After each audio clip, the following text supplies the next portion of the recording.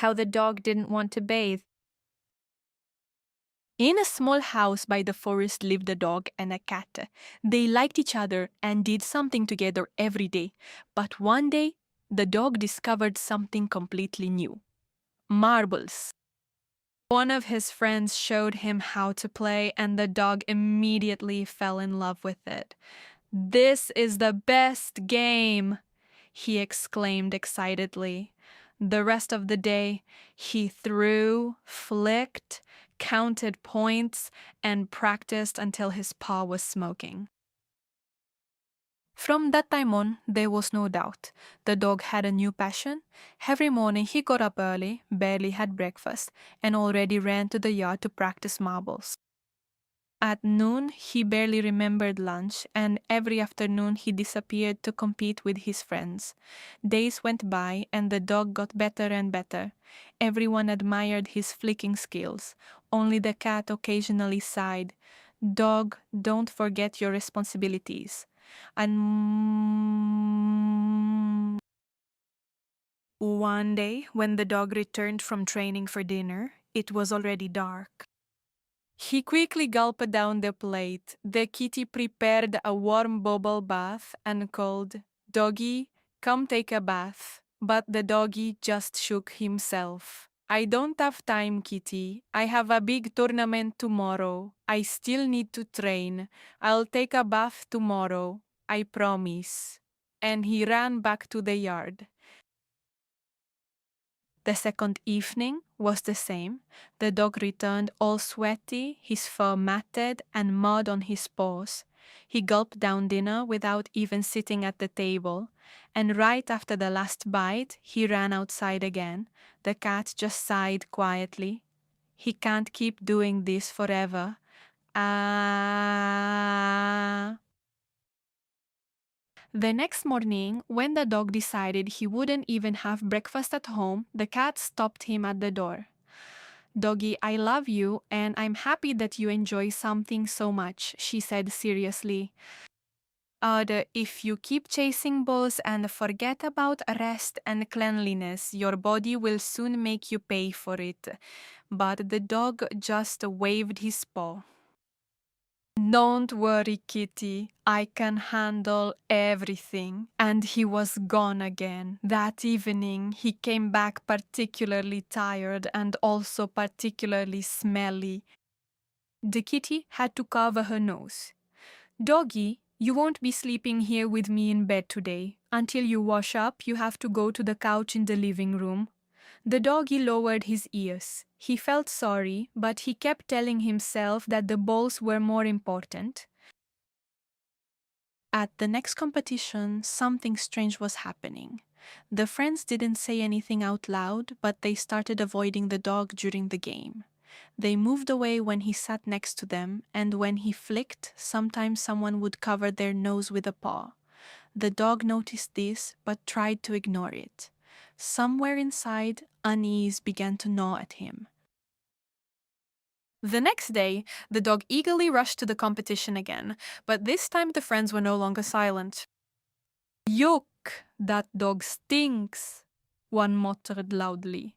"It's like he rolled in compost," added the second. The dog stopped moving, started sweating even more, and felt a twitch in his stomach, but he pretended not to hear. He quietly finished playing and went home.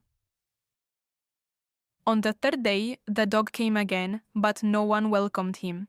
One of the friends tapped him on the shoulder with a paw and said, "Sorry, dog, but you can't play with us today. Until you take a bath, it's pointless. We all smell it, and it's too much." The dog stood there as if glued. He stammered. However, no one reproached him. They just shook their heads sadly. The little dog slowly left the playground. He felt terrible. His friends liked him, the little cat too, but he got so absorbed in his new hobby that he stopped noticing everything else. He realized that it wasn't right to neglect himself like this. His head dropped, his ears drooped, and his eyes became a little misty.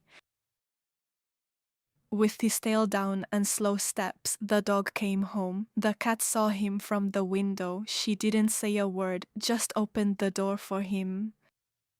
The little dog immediately rushed to her feet. Kitty, I'm sorry. I should have listened to you. I didn't see what I was doing. I'm really sorry.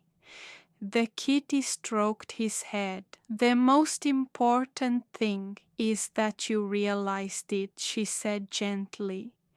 Without hesitation, the dog ran to the bathroom.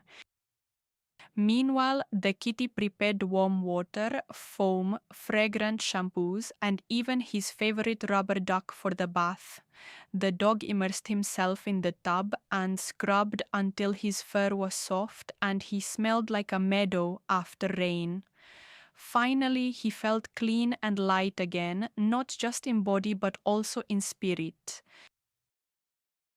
The kitty gathered the dog's dirty laundry, but when the dog saw her, he stopped her. No, Kitty, this is my job. I caused this and now I'll fix it.